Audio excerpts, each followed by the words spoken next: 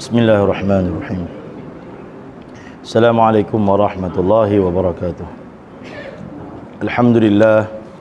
Alhamdulillahillazi hadana lihaza wa ma kunna linahtadiya laula an hadana Allah. Wa usalli wa usallim ala nabiyyina wa habibina Muhammad ibni Abdillah, khatimin nabiyyin wa sayyidil mursalin wa imamil muttaqin wa ala alihi wa sahbihi ajma'in.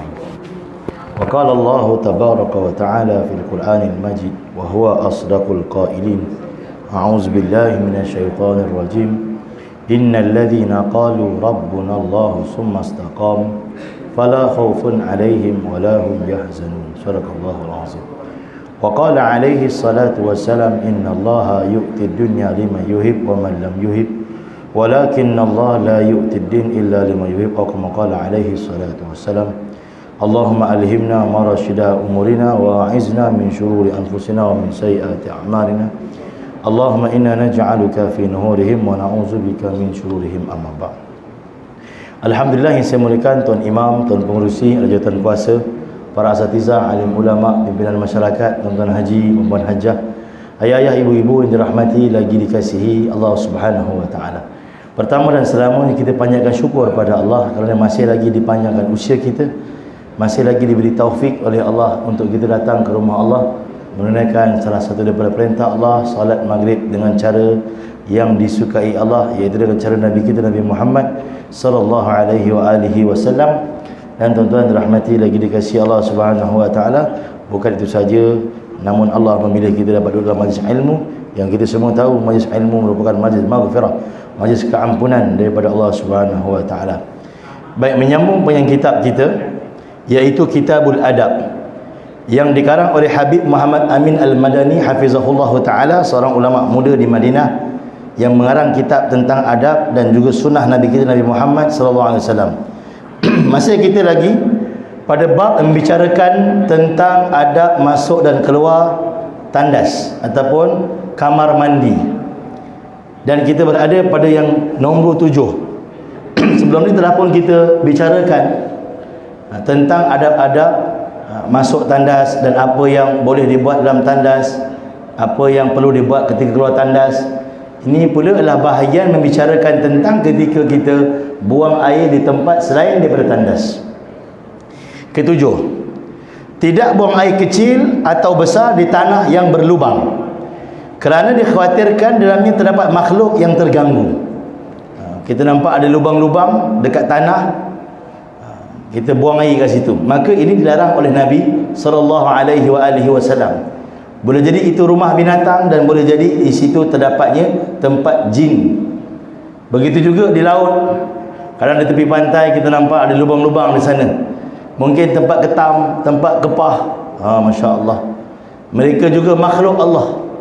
Maka kita selaku sebaik-baik makhluk perlulah berlaku ihsan terhadap mereka.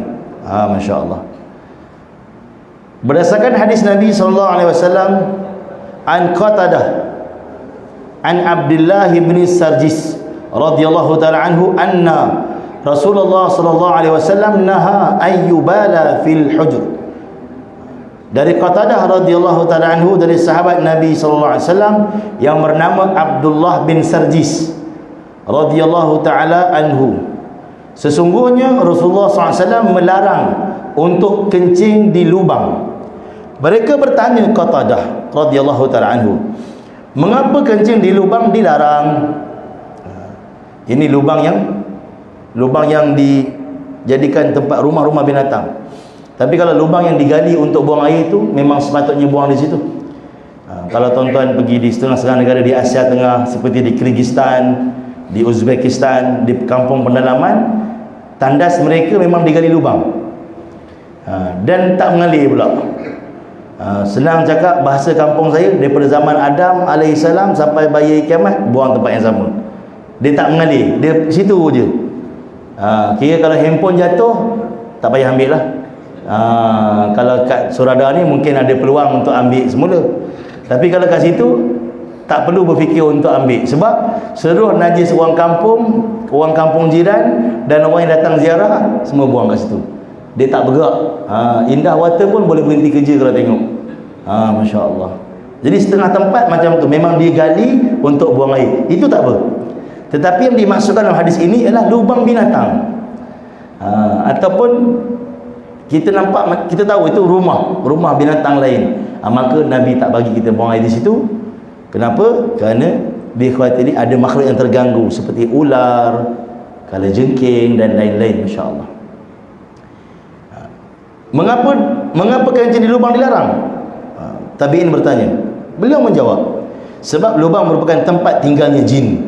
Ini antara jawapan yang telah diberikan oleh sahabat tadi.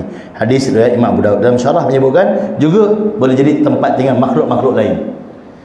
Masya Allah. Jadi kita buang dekat situ, akhirnya berlaku masalah bengkak, bengkak sebelah, bengkak satu, bengkak sebelah pun masalah juga. Jadi bila pergi berubat rupanya pernah buang air dekat lubang yang di sana terdapatnya rumah jin contohnya, ataupun tempat ular. Kita tak berlaku ihsan terhadap mereka. Maka kalau kita buang di tempat selain daripada tandas, buang di tempat yang betul, sebaiknya kita gali. Kita buat lubang sendiri, kita gali dan kita kambus. Itu yang terbaik dari sudut adab. 8. Tidak buang air kecil ataupun buang air besar di bawah pokok yang buahnya dapat dimakan, meskipun saat itu belum musim berbuah, kerana hukumnya adalah makruh. Hal ini jika pokok tersebut miliknya. Akan tetapi kalau pokok itu milik orang, hukumnya haram. Dulu kecil-kecil kita dipahamkan bagus buang ni, bagi baja. Orang kata bagus, kau nak buang, buang kat situ. Ni pokok rambutan anak sekolah. Mungkin sebab engkau punya garam mineral tu bagus, jadi anak sekolah tu merah mekar, makan pun sedap. Dulu kita mungkin tak jelas, tetapi ulama telah membimbing kita ni. Contohnya dalam kitab adab ni menerangkan rupanya perbuatan tersebut tak boleh dilakukan, kerana pokok yang berbuah itu bukan tempat dia untuk kita buang air. Jadi kaedah yang tepatnya ulama sebut, cari satu sudut, kita gali dan kita buang. Setelah buang kita kambus, itu yang terbaik. Bukan kita pancau dekat, ataupun kita buang najis air besar dekat pokok, lebih-lebih lagi pokok yang berbuah. Kalau pokok tu pokok kita, hukumnya ialah makruh. Tapi kalau pokok tu pokok jiran, pokok orang kampung yang lain, maka hukumnya ialah haram. Masya Allah. Baik. 9. Tidak buang air kecil di tanah yang keras dan tanah yang terdapat menyerap air. Baik, hal ini kerana dibahas oleh ulama, kerana tanah yang keras ni akan memercikkan air kencing tadi kepada seluar kita, memantulkan balik, mercik. Jadi Islam menjaga kebersihan sehingga ke tahap itu. Mercik kotoran pun tak nak. Masya Allah, Islam begitu menjaga kebersihan. Masya Allah. 10. Jika seseorang akan beristinja dengan menggunakan air, maka disunahkan baginya untuk berpindah tempat agar tidak terkena percikannya. Akan tetapi jika dia akan bersijak dengan menggunakan batu atau tisu, maka tidak disunahkan baginya untuk pindah tempat. Kalau dia nak beristinja, sekarang ni lah bab yang membicarakan tentang dia buang air di tempat selain daripada tandas, dekat luar, dalam perjalanan, RNA penuh, balik raya RNA penuh, tak tahu nak buang kat mana. Ni dipandu oleh Islam, kaedah macam mana nak buang air. Masya Allah. Jadi kalau dia nak istinja, dia nak bersihkan menggunakan air, maka sunnah dia elak, jangan bersihkan kat tempat yang dia buang air kecil tadi. Takut bercampur air kencing tadi mercik dekat baju dia, kalih ke tepi. Tetapi kalau istinja menggunakan batu, ni kalau kat Malaysia macam kelakar, macam lecet Ustaz, luka Ustaz. Sebab kita tak biasa buat. Tapi di negara luar, benda ni bukan satu benda yang kelakar, benda ni benda yang biasa. Sebab itu tuan-tuan pergi Europe, kita nak buang air, kita tak cek air. Sedangkan dalam adab tandas yang kita belajar dalam kitab ni, antara bab adab tandas ni, sebelum masuk tandas pastikan ada air, ataupun pastikan ada alat untuk istinja. Kita pergi Eropah, kita dah tak tahan, kita buang, baru fikir nak cari air. Masa tu masalah timbul lah. Jadi di negara Eropah mereka istinja menggunakan tisu. Jadi kaedah-kaedah istinja ni dia bukan semestinya air, tapi afdalnya air. Ataupun setengah pandang ulama kata 2 dari bahan istinja, tisu dulu lepas tu dengan air pun juga afdal. Masya Allah. Jadi di tempat kita istinja dengan batu ni macam pelik, tapi di luar negara memang ada tempat yang istinja dengan batu dan juga tisu. Tisu ni kita biasa dengar lah. Maka kalau dia istinja dengan batu ataupun tisu, tak perlu dikali, dia boleh istinja kat situ terus. Masya Allah.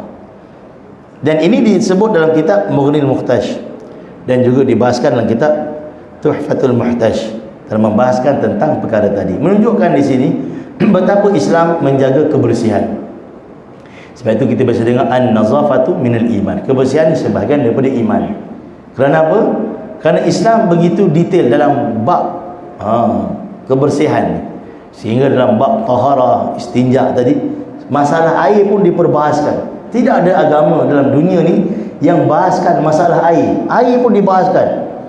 Air yang suci lagi menyucikan, air yang suci tapi tak boleh menyucikan. Sampai tahap itu Islam membahaskan tentang kehidupan manusia, menunjukkan Islamlah cara hidup yang terbaik daripada bangun tidur sampai tidur semula. Masya Allah. Masya Allah. Jadi kita kena jelas tentang bab air, kerana ia berkaitan dengan taharah, istinja. Dan istinja ni berkaitan dengan amal ibadah kita. Kalau istinja kita tak betul, maka solat kita tak diterima. Istinja tak betul, solat kita tak diterima. Ada sekali, ada satu orang ustaz mengajar bab mandi junub. Ada satu orang abang kata, ya Allah, saya baru tahu ni kaedah yang benar. Dulu dia ingat basuh kaki je mandi junub. Jadi selama ni dia sembahyang 20 tahun, tuan-tuan tak sah. Sebab dia tak tahu. Sebab itu tuan-tuan, ilmu ni bukan fardu kifayah, dia fardu ain. Ilmu asas agama ni fardu ain, benda wajib yang perlu kita tahu. Lebih lagi kita satu orang ayah, kena tahu bab mandi wajib, bab wudu, bab salat. Ni semua benda yang merupakan kewajipan bagi satu orang Islam, satu orang yang beriman pada Allah, wajib untuk kita tahu tentang perkara ini. Adapun ilmu-ilmu lain, ilmu bisnes, ilmu saham, yang ni fardu kifayah. Hari ni terbalik, ilmu bisnes, ilmu saham, yang tu fardu ain kita anggap. Sehingga taharah kita tak tahu, benda-benda lain yang penting ni kita tak tahu, semayang, rokok pun tak betul, kita tak ambil penting benda tu, sedangkan ini untuk masa depan akhirat kita. Maka sebab itu kita kena seimbangkan dengan sebaiknya, kena dahulukan apa yang perlu didahulukan. Sebab itu ada ulama karang kitab fiqh aulawiyat, fiqh keutamaan. Kita kena tahu yang mana kita perlu dahulukan, ilmu mana yang patut kita belajar dulu, ilmu mana yang patut kita belajar sebagai sampingan. Hari ini di akhir zaman ni yang berlaku, yang sampingan ini diutamakan, yang patut diutamakan dijadikan sampingan. Kuliah maghrib, kalau rasa free saya datanglah, kalau tak saya tak pergilah kuliah maghrib, ikut saya free. Sedangkan untuk benda-benda yang lain yang sampingan, kursus untuk improvement, marketing syarikat dia wajibkan diri dia. Tapi benda yang wajib seperti belajar salat, belajar tentang rukun-rukun Islam, belajar tentang mandi junub dan lain-lain ni benda yang penting, bab zakat dan lain-lain ni semua benda yang wajib, tetapi dijadikan sampingan. Ini akhir zaman. Seterusnya, di antara niat-niat yang baik ketika masuk ke tandas, pertama, niat untuk mengingat akan kerendahan dirinya yang disebabkan kerana kesibukan dalam membersihkan kotoran yang keluar dari tubuhnya. Maksudnya apa? Kita masuk tandas, kata pengarang kitab ni, kita kena sedar, kena rasa kita ni rendah, tak ada apa-apa. Kenapa? Kerana kita ni menyimpan tahi. Di mata kita menyimpan tahi mata, di telinga menyimpan tahi telinga, di hidung menyimpan tahi hidung, di gigi menyimpan tahi gigi, di perut menyimpan hakikat tahi. Semuanya tahi. Jadi untuk apa kita perlu bangga, rasa kita ni terlampau hebat sehingga orang lain semua tak betul, kita je paling betul. Jadi kata pengarang, kita masuk tandas dengan rasakan saya ni buang najis, saya menyimpan najis. Maksudnya saya tak ada apa-apa, saya hina, saya tak patut kata ke orang, saya tak patut merendah-rendah ke orang, sebab saya pun tak ada apa-apa. Ni dia beritahu. Kita pergi tandas dengan rasa saya tak ada apa-apa, sehingga kan najis pun dia simpan. Masya Allah. Yang kedua, niat untuk bersyukur. Kerana kotoran dari tubuhnya dapat dikeluarkan. Dan pergi tandas ni kena rasa syukur, sebab ada orang yang tak boleh buang air. Tapi kadang-kadang mungkin kerana kelemahan kita dah start motor nak pergi kerja ni, tiba-tiba rasa nak buang air. Ya Allah, tadi masa kat tandas tak nak buang pula, nak pergi kerja nak buang. Kita marah kadang-kadang. Tuan-tuan yang dimuliakan Allah, kata ulama, ada orang yang di hospital sampai hari ni tak boleh buang air, kena pakai tebuk perut, pakai buang air pakai beg. Maka sebab itu, walaupun dalam keadaan itu, kita kena syukur, ya Allah, terima kasih ya Allah, kerana Kau masih lagi bagi aku dapat buang air. Satu. Yang kedua, dapat rasa nak buang air. Ada orang, tuan-tuan, satu peringkat umur yang dia tak ada rasa nak buang air, tahu-tahu dah terbuang. Ni pun satu penyakit. Dia tak rasa dah, tahu-tahu dah basah, tahu-tahu dah terkencing, tahu-tahu dah terberak, tak dapat rasa. Kita hari ni boleh rasa, rasa nak buang air, ada lagi rasa, dan masih boleh lagi buang air. Ada orang rasa pun tak ada, ada orang tak boleh buang air. Maka syukurlah pada Allah atas nikmat kesihatan ini. 3. Niat agar dapat mengamalkan sunnah Nabi. Jadi dengan kita pergi tandas nak buang air ni, dapatlah kita amal sunnah Nabi SAW. Jadi kita kena tahu, tandas ni bukan tujuan, dia keperluan. Maksudnya bila perlu je pergi, dan pergi pun tak perlu lama, selesai kita pun cepat-cepat keluar. Masya Allah. Untuk apa? Amalkan sunnah Nabi. 4. Niat untuk mensucikan diri dari kotoran atau najis yang terdapat pada dirinya. Dengan kita buang air, kita cuci najis kita, maka kita dapat suci daripada kotoran tadi. Dan yang kelima, kita merenung nikmat-nikmat Allah. Dia sudah apa? Kesihatan tadi. Allah beri kesihatan kepada kita. Ini antara niat-niat yang disebut oleh ulama dalam membicarakan tentang ketika kita masuk ke tandas. Jadi tuan-tuan, telah kita bahaskan dengan jelas sebelum ini, maka kita perlulah untuk mengamalkan yang telah dibahaskan. Doa masuk tandas kaki kiri, pakai alas kaki, insya-Allah. Dia bukan hanya perbahasan, bukan hanya halua telinga. Yang Ustaz Farhan datang ni bukan untuk cerita halua telinga, itu DJ radio.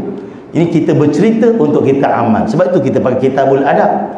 Sebab inilah perkara yang kita buat hari-hari, yang saya dan tuan-tuan akan bertemu dengan perkara ini. Makan, minum, tidur, pergi tandas, yang kita bahaskan, yang bukan hanya untuk halua telinga, tetapi untuk kita amalkan dalam kehidupan kita sehari-hari. Masya Allah. Antaranya keluar tandas, masuk tandas, baca doa. Masya Allah. Ada tempat yang paling ramai orang lupa baca doa masuk tandas. Kalau tandas biasa, tandas surau, tandas rumah ni, insya-Allah kita ingat lagi baca doa. Tapi ada satu tandas, majoriti orang lupa baca doa masuk tandas. Dia tandas, tapi orang lupa baca doa. Di mana? Tandas atas kapal terbang. Ini paling ramai orang lupa. Tandas Air Asia, tandas Malindo, tandas Firefly, tandas Saudi Airline. Ini paling ramai orang lupa. Sebab dia tak rasa macam tandas. Dia tak rasa macam tandas, jadi dia tak baca doa masuk tandas. Tandas tu pun tuan-tuan, sebelum masuk kena baca Allahumma inni a'udzubika minal khubuthi wal khaba'is. Dia adalah tandas. Dan keluar juga kena baca doa keluar tandas, ghufranaka alhamdulillah, ataupun yang panjang, ghufranaka alhamdulillahilladzi adzaba 'anil adza wa 'afani. Dan dia adalah tandas, maka sifatnya sama, tak boleh berlama-lamaan dalam tandas. Kadang penyakit setengah masyarakat mungkin baru kali kedua naik kapal terbang, teruja dengan tandas, jadi tak buang air pun, dia tutup jamban tu, duduk tengok cermin je.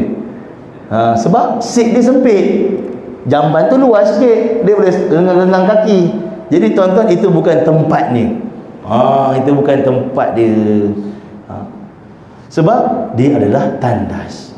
Maka kita kena jelas, walaupun tandas tu tandas di dalam kapal terbang pun kita kena baca doa masuk tandas, kerana dia adalah sifat tandas. Baik, kita masuk bab yang seterusnya, iaitu bab membicarakan tentang adab memakai dan melepaskan baju. Jadi ini adab berpakaian. Sebelum kita masuk bab ni, kita perlu jelas tentang pakaian-pakaian dalam Islam. Masya Allah. Pakaian dalam Islam ni tuan-tuan, kita pakai pakaian ni kerana perintah Allah. Allah yang perintahkan kita untuk memakai pakaian. Dalam Quran Allah menyebutkan tentang pakaian. Yang kedua adalah untuk menunaikan perintah Allah dari sudut aurat, untuk menutupi aurat kita. Masya Allah. Jadi bila kita jelas, maka kita tahu bahawa yang kita pakai bukanlah untuk bermegah-megahan. Kita pakai pakaian bukan untuk menunjuk-nunjuk pada orang, tetapi kita pakai pakaian untuk menutupi aurat kita dan untuk menyukakan Allah, kerana ini perintah Allah. Dan tuan-tuan puan yang dirahmati lagi dikasihi Allah Subhanahu wa taala, kita perlu tahu ada pakaian yang mana dia hanya memenuhi syarat menutup aurat. Ada pakaian yang bukan sahaja memenuhi syarat menutup aurat, bahkan dia menepati sunnah Nabi kita Nabi Muhammad sallallahu alaihi wasallam. Masya-Allah. Dia yang terbaiknya pakaian yang bertepatan dengan cara Nabi. Bukan sahaja memenuhi syarat tutup aurat, bahkan lebih daripada itu memenuhi sunnah Nabi kita Nabi Muhammad sallallahu alaihi wasallam. Masya-Allah. Baik, antaranya contoh, saya bagi contoh. Kita pakai pakaian jubah ke seluar ke contoh, menutupi aurat. Kalau ikut syarat aurat dah lepas. Tetapi kalau menurut sunnah, 32 hadis disebutkan, hadis sahih menyebutkan baginda melarang pakaian melebihi buku lali. Maka dari sudut aurat selesai dah. Tapi kalau pakaian melebihi buku lali bertentangan dengan sunnah, bahkan merupakan larangan Nabi sallallahu alaihi wasallam. Maka sebab itu kita perlu jelas, satu, pakaian yang memenuhi syarat aurat. Yang kedua, bukan saja memenuhi syarat aurat, bahkan mendekati sunnah. Masya-Allah. Baik. Di antara adab-adab ketika memakai pakaian, pertama, membaca doa berikut ketika memakai pakaian. Baik. Tuan-tuan dirahmati lagi dikasihi Allah, mengenai tentang doa pakaian, ada banyak doa pakaian ni. Kalau kita tengok dalam Syama'il Muhammadiyah, banyak, begitu banyak. Ini salah satu contoh je, salah satu contoh doa pakaian. Banyak doa pakaian ni. Antaranya, Allahumma labisna wa labasit taqwa. Allahumma labisna wa labasit taqwa. Ni yang paling pendek lah yang saya kongsi pada ayah-ayah ibu-ibu semua. Allahumma labisna wa labasit taqwa. Ya Allah, pakaikan kami dengan pakaian takwa. Ini doa pakaian yang paling pendek. Masya Allah. Sebab ada orang yang buat kajian tentang doa pakaian ni, dia kata hampir 95% orang Malaysia pakai baju tak baca doa pakaian. Bismillah aja. Itu pun yang pergi masjid lah, bismillah. Yang tak biasa dengan doa, tak baca doa tu. Sebab sebagai masyarakat kita faham, doa ni waktu makan je. Makan kena doa, lain tak payahlah. Pakai baju ni sarung je, nak cepat. Lagi pula kawan telefon, kat mana man, aku dah tunggu lama ni. On the way. Padahal baru pakai baju. Jadi macam mana nak baca doa sambil pakai baju menipu? Kawan tanya kat mana, on the way. Padahal kat rumah lagi. Kawan tu dah tunggu setengah jam dah. Jadi tuan-tuan, kita perlu tahu bahawa memakai pakaian merupakan salah satu sunnah Nabi. Maka bila ada sunnah Nabi, pasti ada doa di sana.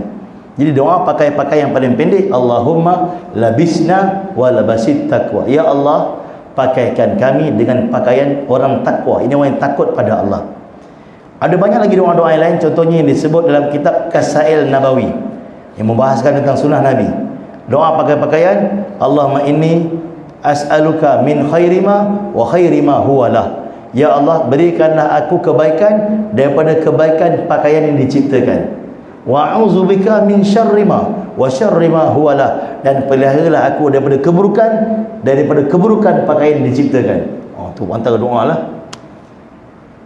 Pakai doa, pakai baju baru. Alhamdulillahilladzi kasani ma'waru bi awrati wa atajammalu bihi fi hayati. Ini yang dibahaskan oleh ulama. Maksudnya saya nak beritahu tuan-tuan, doa pakai baju ni banyak.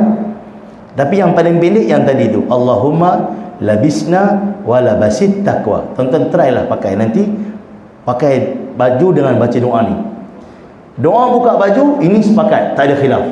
Pakai baju ada banyak doa, buka tak ada, satu doa je. Yang ni tak ada khilaf. Dan doa dia sangat pendek. Tuan-tuan boleh hafal sekarang, terus boleh ingat. Ayah-ayah semua boleh ingat. Bismillahilladzi la ilaha illa huwa. Paling senang. Lagi senang daripada doa makan. Bismillahilladzi la ilaha illa huwa. Bismillahilladzi la ilaha illa huwa. Dalam hadis yang sahih, siapa yang buka pakaian baca doa ni, maka Allah hijab mata jin daripada nampak pakaian dalam ni. Maksudnya kita buka baju, kita baca doa ni, buka seluar ke, maka Allah hijab makhluk-makhluk lain punya mata untuk tengok kita. Penting untuk ajar pada isteri, pada anak-anak perempuan khususnya, untuk baca ni tuan-tuan. Pendek sangat, hadis sahih. Bismillahilladzi la ilaha illa huwa. Bismillahilladzi la ilaha illa huwa. Kalau pakai baju tadi yang paling pendek, Allahumma labisna wa labasit taqwa. Ya Allah, pakaikan aku dengan pakaian orang takwa. Tak boleh bahasa Arab, baca bahasa Melayu. Allahumma labisna wa labasit taqwa. Ya Allah, pakaikan aku dengan pakaian orang takwa. Masya-Allah. Baik, dalam kitab ini disebutkan salah satu daripada doa yang terdapat juga dalam hadis Nabi SAW, riwayat Abu Daud dan riwayat Imam Tirmizi. Man labitha thawban faqala, barang siapa yang saat memakai baju membaca alhamdulillahilladzi kasani hadha thawab wa razaqtani min ghairi hawlin minni wala quwwah. Siapa yang baca doa itu, maka dia akan diampuni dari dosanya yang telah lalu dan yang akan datang. Bayangkan, pakai baju pun Allah ampun dosa. Punyalah untung orang Islam, umat Nabi Muhammad ni, pakai baju baca doa pun Allah ampun dosa. Masya Allah. Nanti kita masuk satu bab ni ayah-ayah, bab pergi pasar. Bab pergi pasar. Pergi pasar pun baca doa, Allah ampun dosa. Punya baik Allah Ta'ala, Rabb yang maha pengampun. Kita baca doa pergi pasar, dia ampun dosa. Kita baca doa pakai baju, dia ampun dosa. Subhanallah. Maka kita berdoalah dalam setiap perilaku kita. Doa-doa ini dipanggil doa masnun, doa harian. Dan doa harian ni dia sama macam zikir, sebab tu dia pendek-pendek. Masya-Allah. Baik. Yang kedua, sunnah memulakan pakai baju di belah kanan. Maksudnya segala apa kebaikan dimulakan baginda itu dengan belah kanan. Nabi sarung baju belah kanan. Kita kalau nak cepat sarung dua-dua terus. Terus sarung dua-dua. Masya Allah. Ataupun seluar sarung dua-dua. Sunnah dia kanan baru kiri. Seluar sarung kanan baru kiri. Masya Allah. Seluar kecil tu pun sama. Sarung kanan kiri. Kita sarung tu dua-dua. Dia pakaian dia macam tu kalau sudut adab dia lah. Walaupun seluar kecil tu tak disebut dalam hadis. Dia yang jelas dalam hadis ni Nabi pakai sarung, kain pelikat dan lain-lain, insya-Allah. Cuma seluar ada dihadiahkan oleh beberapa orang kepada baginda, terdapat dalam hadis. Maksudnya Nabi memiliki seluar yang dihadiahkan oleh sahabat kepada baginda Nabi sallallahu alaihi wasallam. Baik. Kana Nabi sallallahu alaihi wasallam yujibuhu tayammun fi tana'ulihi wa tarajjulihi wa tahurihi wa fi sya'nihi kulli, rawahu Bukhari. Sesungguhnya Nabi SAW menyenangi untuk memulai dari arah sebelah kanan tatkala memakai sandalnya, ini kasut selipar, menyisir rambutnya pun belah kanan, dan berwuduk juga pada kesemua keadaan. Nabi akan mulakan benda baik daripada belah kanan. Saya pernah tanya syekh saya di Madinah, saya nak kena pakai jam belah kanan ke kiri, sebab jam ni bukan sunnah. Jam bukan sunnah, jam ni pakaian. Walaupun dia bukan sunnah, dia termasuk pakaian untuk memudahkan kita tengok waktu, nak semayang dan lain-lain. Syekh saya kata kanan, sebab syarah daripada hadis Bukhari tadi, apa saja kebaikan Nabi akan pakai belah kanan. Maka disebabkan itu Syekh kata walaupun tak ada dalam hadis jam ni Nabi tak pernah pakai, tetapi bila benda baik Nabi akan mulakan kanan, maka sebab itu jam pun afdalnya pakai belah kanan. Ini disebut oleh guru kami waktu membahaskan tentang kanan, Nabi mendahulukan kanan tadi. 3. Tidak memakai baju di hadapan orang lain meskipun di hadapan anaknya sendiri yang belum balik, kerana hal tersebut dapat menghilangkan marwah diri seseorang kecuali jika darurat. Ini pakaian macam mana? Memakai baju macam mana? Maksudnya membuka aurat. Bukan buka belengging gitu je. Buka aurat ni cerita dia. Contoh nak pakai seluar dalam, nak cepat, anak ada dalam tu, kita pun pakai, tak ada masalah. Tak boleh. maka dia akan menghilangkan marwah. Dari sudut penghormatan anak terhadap ayah ataupun mak, dia akan rasa macam benda tu akan menyebabkan hilang penghormatan. Masya Allah. Sebab itu kata ulama adalah adab di antara kita dengan anak, dan juga adab anak dengan kita. Masya Allah. Dari sudut pakaian tadi. 4, tidak memakai baju yang ketat sehingga nampak bentuk badannya. Lebih-lebih lagi wanita pakai pakaian yang nampak bentuk badan. Masya Allah.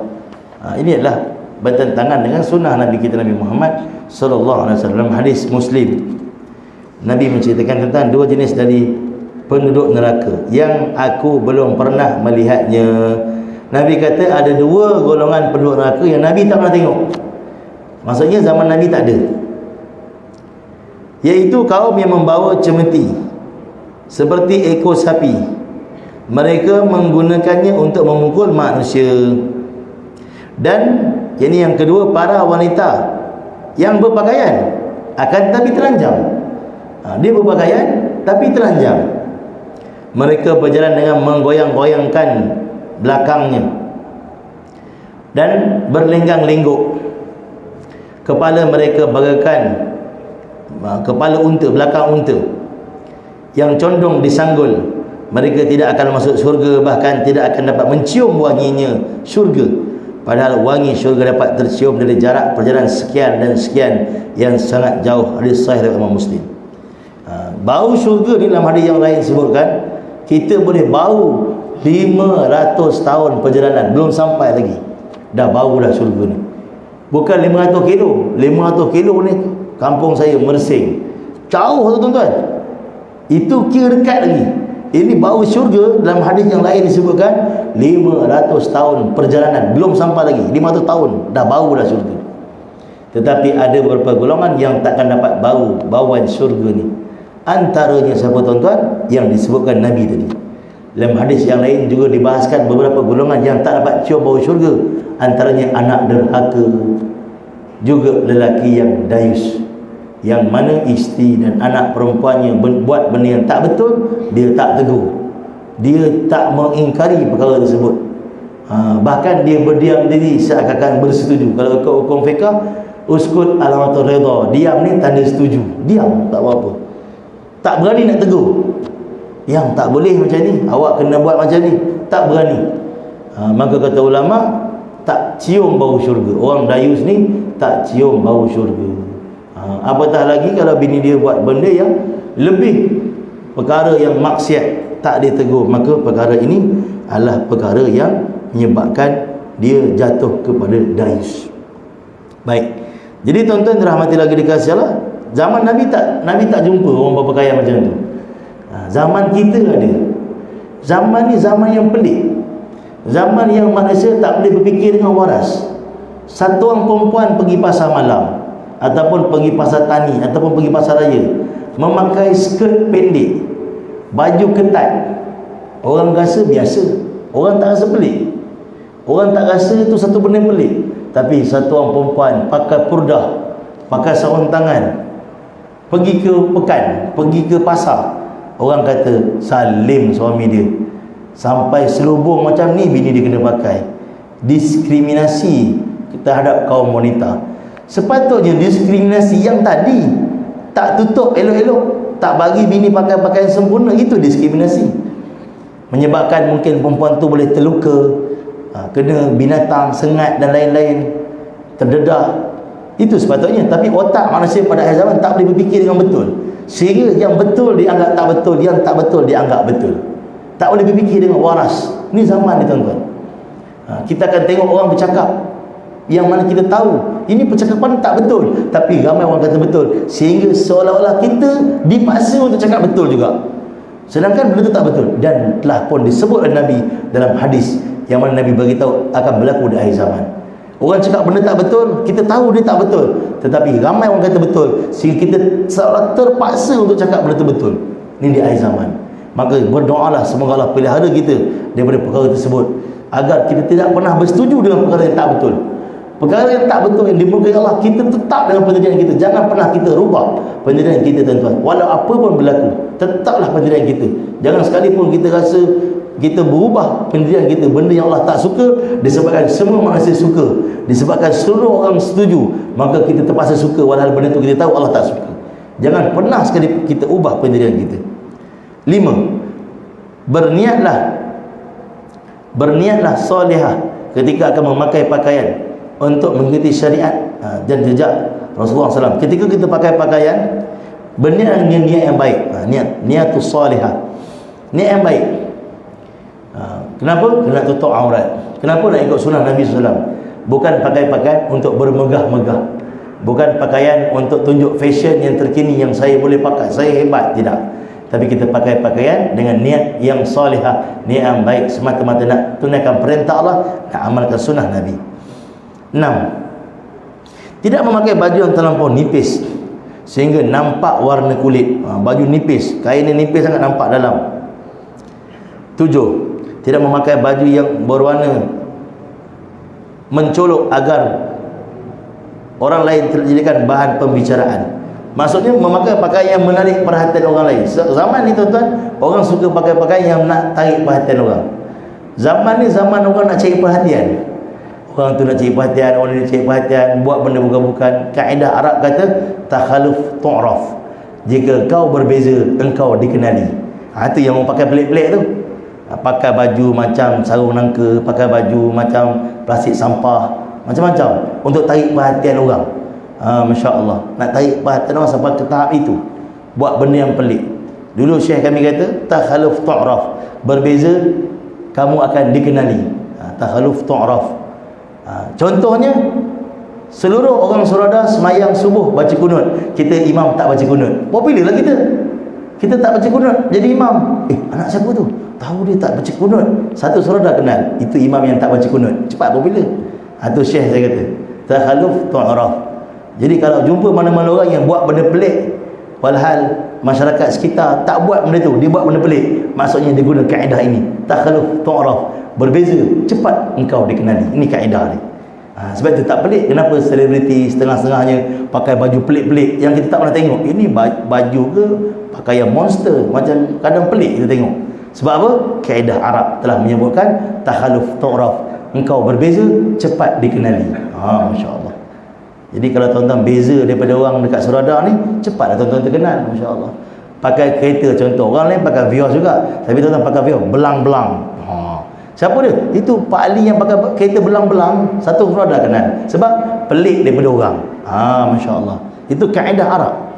Jadi tuan-tuan dirahmati lagi dikasih Allah, kita jangan pakai pakaian yang menyebabkan orang mengumpat kita. Kita membuka peluang untuk orang mengumpat kita. Masya Allah. Khususnya lebih-lebih lagi wanita. Allah berfirman dalam Quran, wa qarna fi buyutikunna wala tabarrajna tabarrujal jahiliyatil ula. Menetaplah di rumah wahai wanita, banyaklah masa kat rumah. Allah beritahu dalam Quran, wanita ni terbaik tempatnya di rumah. Dan wala tabarrajna, janganlah kamu berhias pakai pakaian tabarrujal jahiliyatil ula, macam orang jahiliah dulu. Pakai pakaian yang menarik perhatian. Kan, pakai manik-manik yang terlampau banyak sangat, sehingga kan orang surau pun dua kali tengok dia. Lawa manik dia. Menarik perhatian. Itu termasuk dalam tabarruj. Terlampau sangat. Bukan tak boleh ada manik, boleh, tapi terlampau sangat, sampai menarik perhatian orang. Maka ini dalam Islam. Maka kita perlu jelas tentang perkara tersebut. Seterusnya tuan-tuan rahmati lagi dikasihi Allah, termasuk juga dalam sunnah Nabi ialah memakai pakaian putih. Baginda bersabda dalam hadis Imam Ibnu Majah, khairu thiyabikumul bayad falbasuha, rahu Ibnu Majah. Paling baiknya baju kalian adalah berwarna putih, maka pakailah. Dalam riwayat lain sebut pakaian putih baginda pakai ketika hari Jumaat.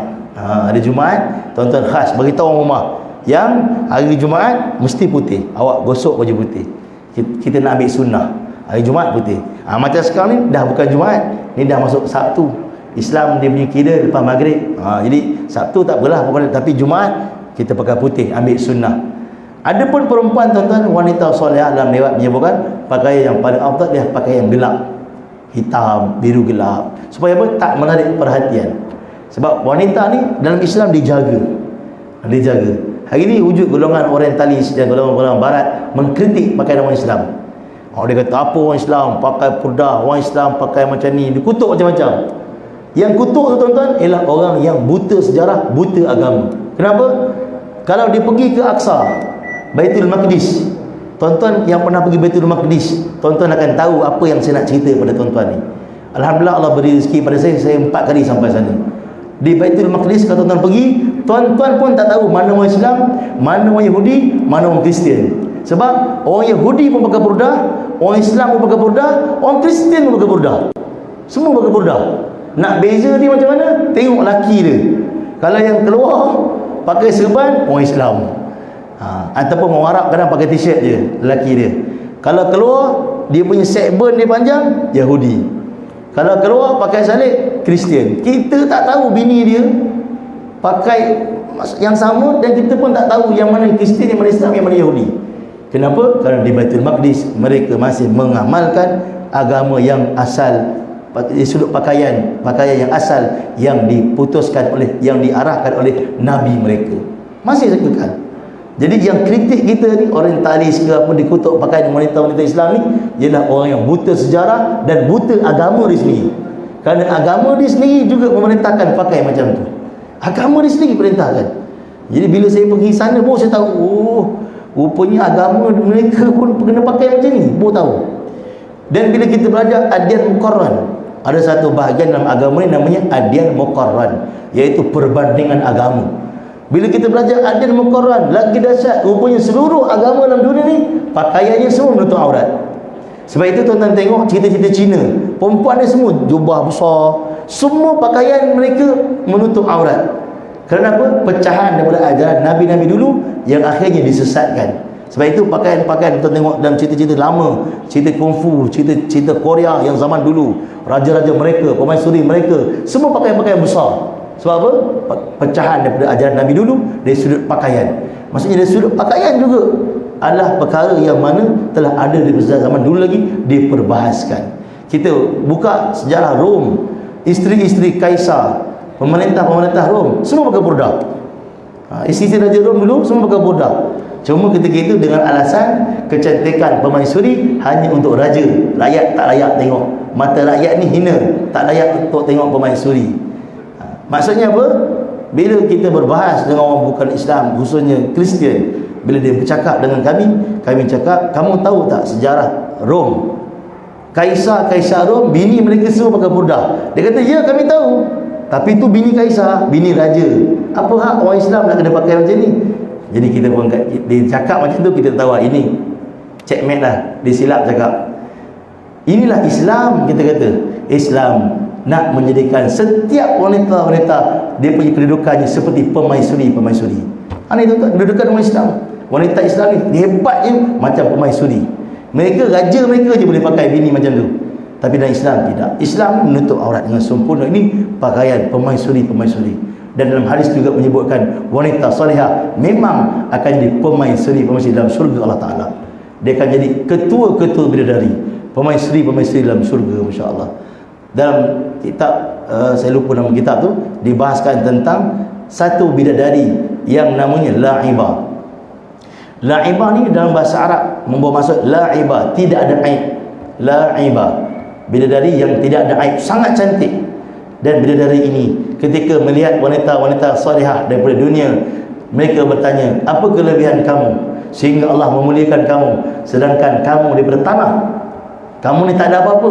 Dia kata kat wanita-wanita dunia yang salihah, wanita-wanita dunia kata, kami memang tak ada apa-apa, cuma di dunia kami berusaha untuk mentaati perintah Allah, bersabar mentaati perintah Allah, dan bersabar dengan suami kami. Dalam hadis disebut bersabar dengan suami kami. Masak asam pedas kena marah, aku nak lemak, yang kau masak asam pedas buat apa?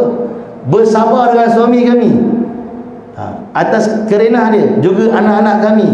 Disebabkan itulah Allah tinggikan darjat kami. Selepas dia cakap macam tu, Allah tambah kecantikan wanita-wanita dunia 70 kali ganda lebih daripada dari La'ibah. Sehingga La'ibah berkata, tidak syak lagi sememangnya darjat kamu seperti ini, kerana kami pun tak mampu nak sabar seperti kamu. Masya Allah.